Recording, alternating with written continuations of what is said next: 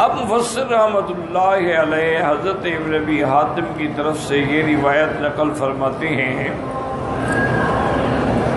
کہ حضرت ابن عباس فرماتے ہیں کہ مشرک جو تھے وہ اللہ کے گھر کا طواف کرتے تھے.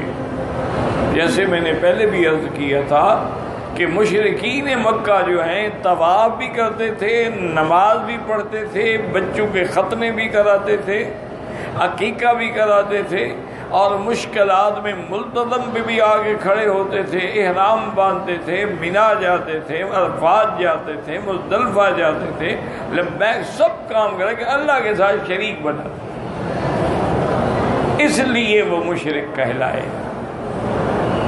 تو حضرت ابن عباس رضی اللہ تعالیٰ عنہ فرماتے ہیں کہ مشرکین اللہ کے گھر کا طواف کرتے ہوئے کہتے تھے لبیک اللہم لبیک لبیک لا شریک لک لبیک. حضور فرماتے بس یہی تو میں کہنے آیا ہوں، یہی تو میں دعوت دینے آیا ہوں کہ لا شریک لک.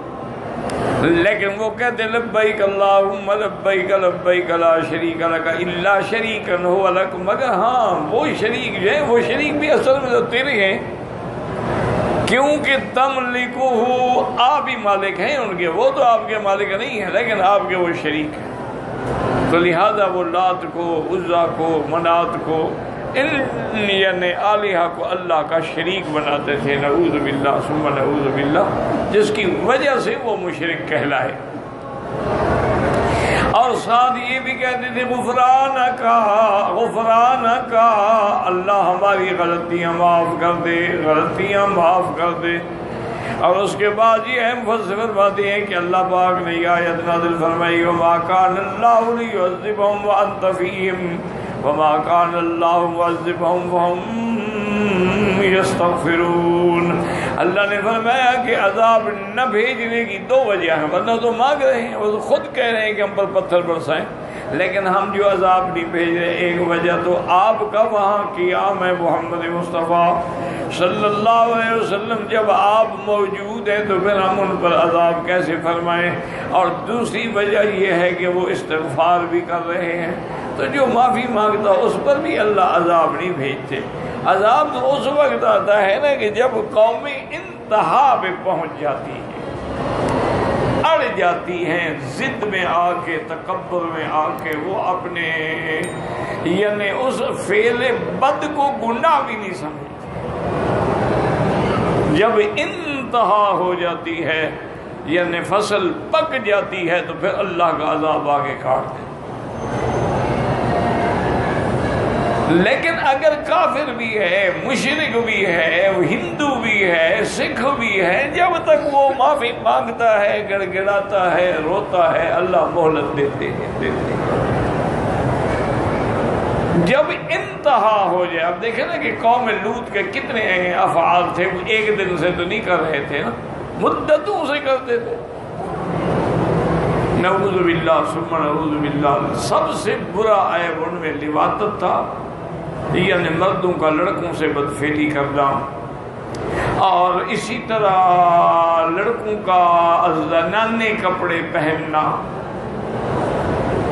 اور اسی انداز میں میک اپ سنگار کرنا، اسی انداز میں چلنا، ناز نخرا انداز دکھلانا.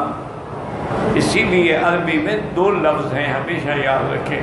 ایک تو لفظ ہے خنثی اور ایک لفظ ہے مخنث. یہ دو لفظ یاد رکھیں. خنثی کا معنی یہ ہے کہ وہ ہجڑا ہے، پیدائشی ہجڑا، یعنی اس کے اندر نہ وہ مرد ہے نہ عورت ہے.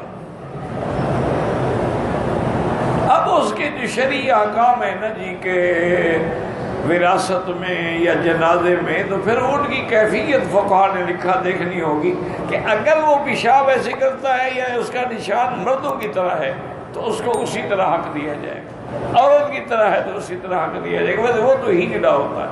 ایک ہوتا ہے مخنث، ہجڑا تو نہیں، مرد ہو کے اپنے آپ کو عورتوں کے زئی میں، عورتوں کے لباس میں، عورتوں کے عادات میں تبدیل کرتا ہے، یہ لوگ مخنث. اللہ نے قوم نوح کو 1000 سال تک مہلت دی، اللہ نے قوم فرعون کو سینکڑوں سال تک مہلت دی، عذاب نہیں آیا، لیکن جب انتہا ہو گئی تو پھر اللہ کی پکڑ آ گئی۔ اس لیے کوشش کیا کریں، اللہ پاک توفیق دے کہ اگر غلطی ہو جائے، ہم انسان ہیں بھائی، کون سا بندہ ایسا ہے جس سے غلطی نہ ہو؟ ہم سے غلطیاں ایک نہیں کروڑوں ہوتی ہیں، لیکن جو مومن ہے اس کو چین نہیں آتا، وہ فوراً توبہ کرتا۔ اچھا، اور خدا کی شان ہے توبہ کرنے والے اللہ کو صرف پسند نہیں، محبوب ہے اللہ کے۔ ان اللہ یحب التوابین، اللہ کثرت سے توبہ کرنے والوں کو محبوب رکھتے ہیں۔ اچھا، کثرت سے توبہ کرنے والے کیا مانے؟ یعنی کثرت سے گناہ کرنے والے، گناہ نہیں کریں گے توبہ کیوں کریں گے؟ اس کا کرم بھی دیکھو اور اپنا شرم بھی دیکھو کہ وہ تو گناہ کرنے پر بھی توبہ کرو تو محبوب بنانے کے لیے تیار۔ اللہ فرمایا ان اللہ یحب التوابین، تو اس لیے ہمیشہ توبہ کیا کرو، چلتے بیٹھے اٹھتے۔ کس وقت خدا جانے سانس کی ڈوری ٹوٹ جائے، کس وقت خدا جانے توبہ کے دروازے بند ہو جائیں، تو غفلت نہ کیا کریں۔